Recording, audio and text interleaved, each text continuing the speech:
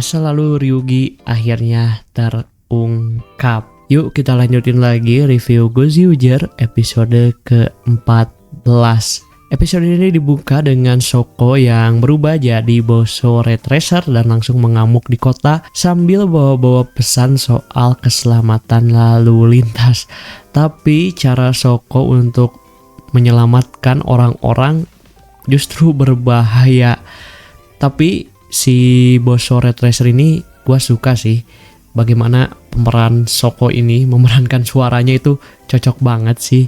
Gila, akhirnya di sini Gozyuger cukup terheran-heran kenapa Universe Warrior bisa jadi tidak terkontrol gitu. Akhirnya Tega Sword di sini menjelaskan sebuah teori baru.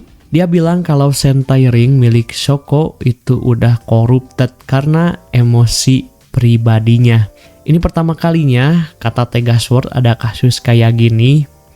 Dan tentu saja bikin para Sentai bingung. Akhirnya para Gozyuger mencoba mengamankan situasi di kota. Nah, sebelum mereka berangkat ke kota, ada percakapan yang cukup menarik di sini.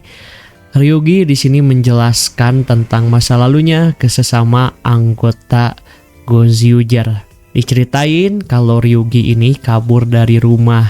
Kenapa dia kabur dari rumah? Karena Ryugi merasa dikekang dan cuma dianggap pewaris keluarga. Bahkan dia dianggap hanya sebagai boneka dari keluarganya. Penuh tekanan dan juga penuh ekspektasi. Namun dia membaca sebuah ramalan yaitu tentang Tega Sword. Itu yang bikin Ryugi akhirnya merasa punya tujuan dan merasa Tega Sword inilah yang bisa memberi kebebasan. Nah, setelah menjelaskan masa lalu dari Ryugi, momen kocak cukup terjadi di sini yaitu ketika Sumino dan Kinjiro tiba-tiba jadi akrab karena tahu kalau Ryugi berasal dari keluarga yang kaya. Akhirnya para member Gozyuger mencoba mengamankan Boso Red Racer.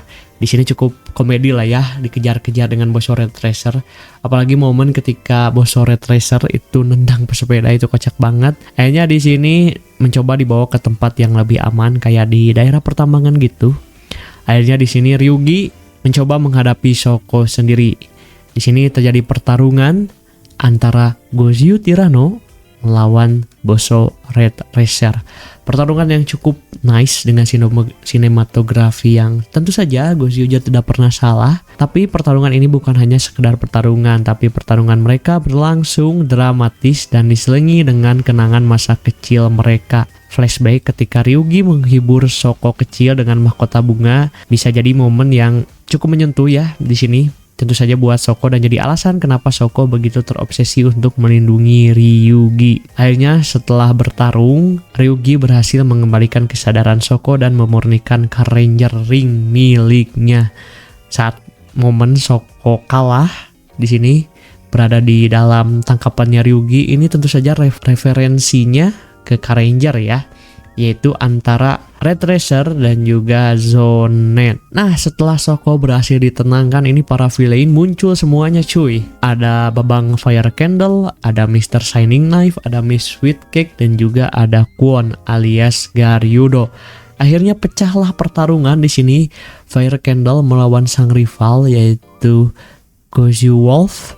Lalu Kwon alias Garyudo di sini menghadapi Sumino dan juga Rikuo. Pertarungan pun pecah, tidak bisa terhindarkan. Sebenarnya Garyudo pingin menghadapi Hoeru, tapi ya karena Fire Candle sedang menghadapi Hoeru, akhirnya Garyudo menghadapi Rikuo dan juga Sumino. Di sini Sumino menggunakan Gingaman Ring dan jadi berubah menjadi Gingaman. Nah, Kwon juga di sini mengeluarkan Red Falcon dan dia tuh pakai Synchron Red Falconnya buat jadi tameng. Ini benar-benar gila ya Kwon ya, gokil pokoknya.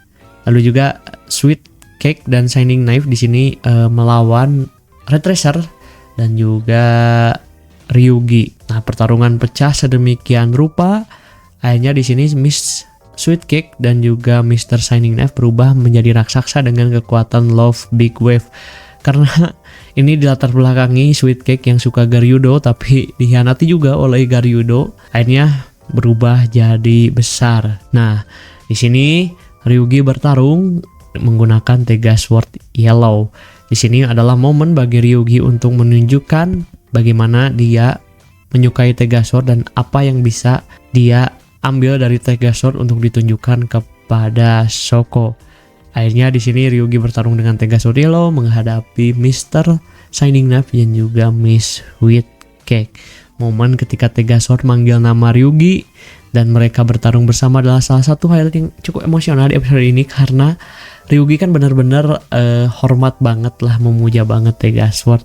Akhirnya serangan dari Tega Sword Yellow berhasil mengalahkan Mr. Shining Knife dan juga Miss Sweet Cake, dan Ryugi dinobatkan sebagai pemenang Battle No One kali ini. Di akhir, Shoko akhirnya menyerahkan Ranger Ring kepada Ryugi dan memilih untuk percaya pada Ryugi karena setelah melihat bagaimana Ryugi bertarung. Akhirnya mereka pun berpisah dan Shoko bilang kalau dia bakal meyakinkan Bapak Ryugi untuk menerima Ryugi, dan momen perpisahan ini lagi-lagi referensinya ke Car Ranger. Nah, mungkin demikian dulu untuk review Gozyuger episode ke-14 kali ini. Kalau kalian punya pendapat atau teori lain, kalian boleh tambahkan di kolom komentar. Jangan lupa follow semua media sosial Tokusatsu, ada di Instagram, ada di TikTok, ada di YouTube, dan juga di B-Station. Sampai berjumpa di video selanjutnya. Mari kita berubah.